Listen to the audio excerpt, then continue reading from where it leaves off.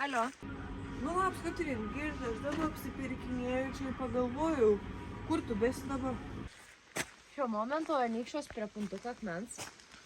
A tu žinojai, kad Telšių skautų gimtadienis bus dabar? Eik tu, kada vyksta? Spalio 25.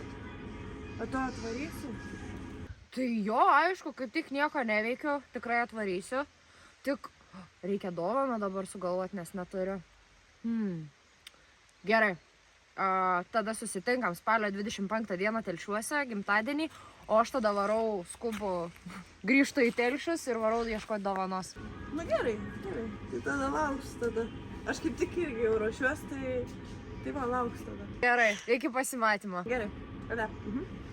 Ai, skautų gimtadienis reik dovanos. Kokią čia dovaną galėčiau kažkur surasti? O čia yra kažkas? Kažkaip nelabai, o. Skautų dovaną, su kuo gali būti susijus? Ką čia galėčiau padovanoti? Man atrodo, sugalvojau. Gerai, dovanai reikės. O gal popieriaus reikės kažkam pasiūlyti? Tada gal pipoji kavą arbatai su katilu vars. Aišku, kai be žvakučių ir be šito.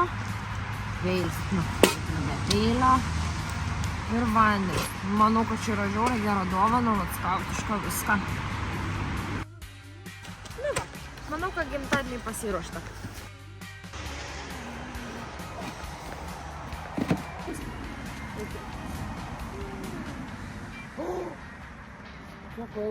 Pamiršau kepurėlę, reikia varyti. Eina savo. Kas čia paliko tą dovaną? Ne, kaip tik varau. Priciks. O, ne! Kur mano dovana? Ne, palikau, aš taip stengiau. Ką padaryti? Laiko nebėra. Ne, man reikia pagalbos. Aš tokią gerą dovaną padariau. Ir jin dingo. Žinau, ką reikia daryti. Reikia sukviesti visus skautus. Man padės tikrai.